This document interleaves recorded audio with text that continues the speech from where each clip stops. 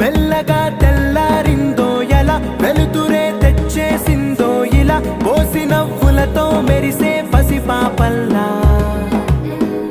చేదతో బావులలో గలగల చెరువులో బాతుల ఈతల కళ చేదుగా ఉన్న వేపను నమిలే వేళ చుట్ట పొగ మంచుల్లో చుట్టాల పిలుపుల్లో మాటలే కలిపేస్తూ మనసారా మమ తల్లి పండు